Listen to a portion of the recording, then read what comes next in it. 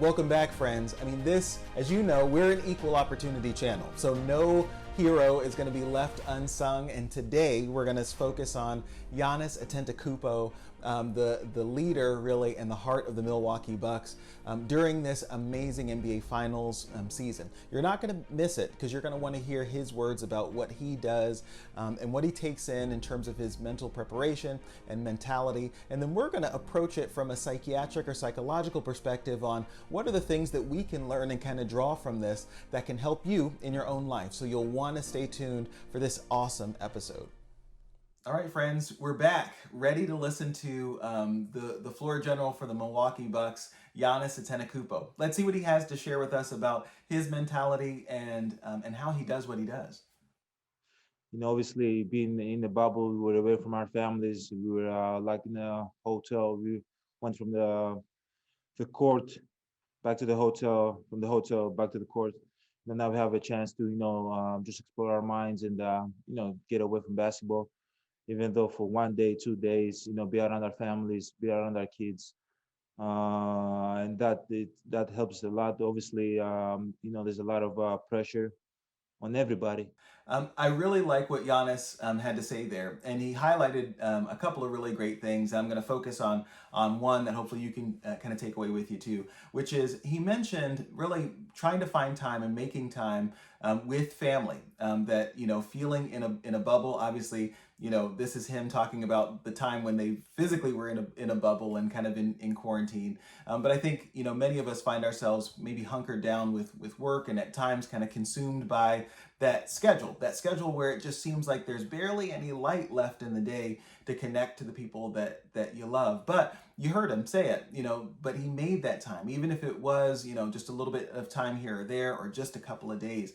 And so I think often, both in terms of parents and in terms of, being in relationships, we often want to say, quality over quantity, quality over quantity. Well, the truth is, we can't really discern when it is we're going to have that breakthrough moment or really share, the laugh that, we are remembering for decades to come. And really, we just need the time. And so it's important just making the time to incorporate that as part of your life, despite all of the strenuous things that might be going on, to not underplay how important that is. And so I'm excited to hear that Giannis mentioned that's one of his kind of supports is having that outlet. And so even when it isn't as readily available, he cherishes the time when he does get it and finds that helpful in terms of being refreshed and renewed and on to the next thing. So let's see what else Giannis has for us.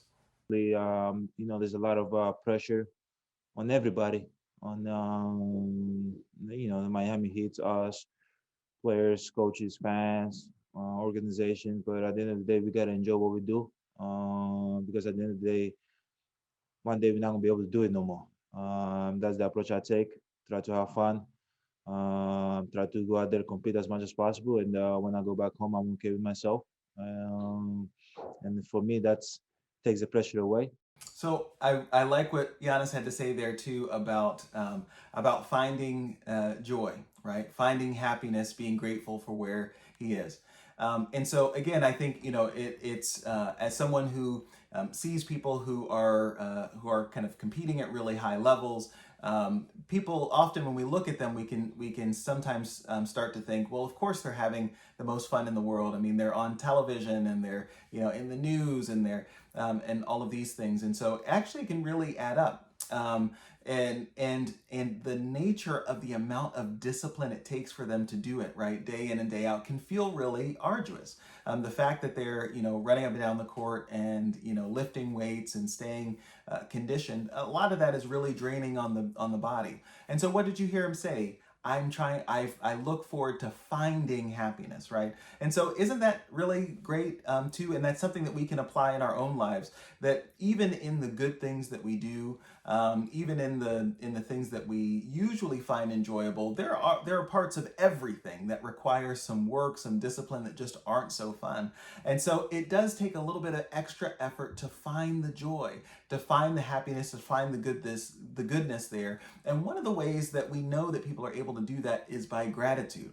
That being thankful for the surroundings that you have, being thankful for even the modicum of success or rest or or opportunity that you have to face a really big challenge, that gratitude can really be tremendous in helping our minds and our bodies kind of reframe. And it's actually something that therapists often make use of and take time to reflect on in therapy. So I think that's a really great tool that Giannis is kind of sharing with us.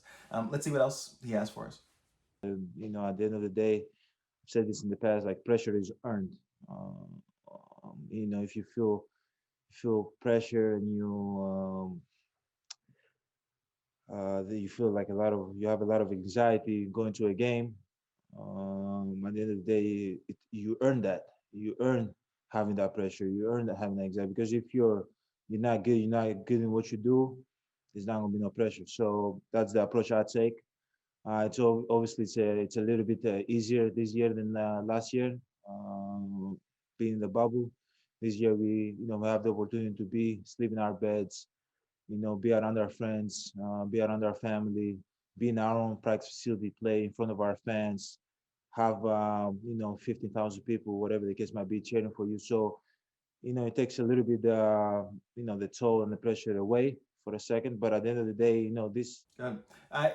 He said so many really good things, I think, that are part of that process. One, you heard him use again, a reframe. So reframe is the psychological word that we use to say, okay, we look at the data of a situation, and often there are several ways to approach the same information. So, if you take, for instance, I'm going to use a silly example. Say someone, opens the door to a full classroom and 10 eyes look at them, right? So your brain can see that data of 10 eyes looking on you.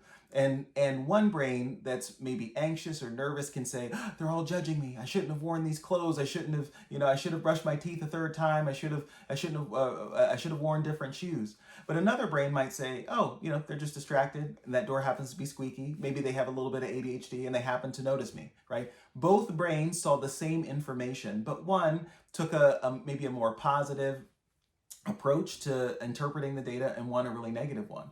And so what you heard Giannis do there is he's recounting where he is now and how much more favorable that is to the last year, right? You hear him say, I'm excited because I get to sleep in a bed. Okay, I mean, that's something that we probably all take for granted, something that I take for granted too.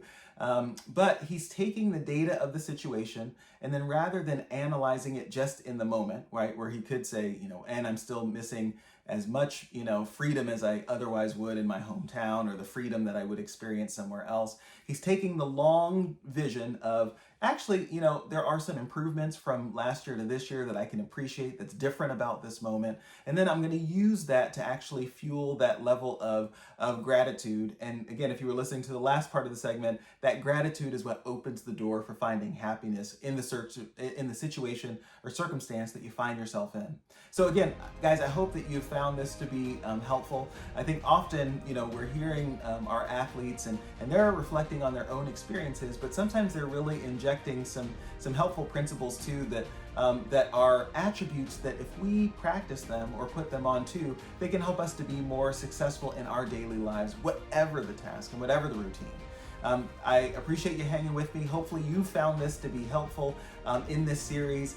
Definitely let me know who you're rooting for this series. It might not be the Bucks, or comment on your favorite player. And maybe you've seen an interview or heard a story of them sharing how they overcame something really tremendous in their life, or you've heard something about their mental game and what makes them so strong and capable in what they do. Leave a comment, let me know. That could certainly be kind of a future segment for us to take apart and see if we can find some nuggets or pearls that apply to your daily life. As always, my friends, take good care and be well.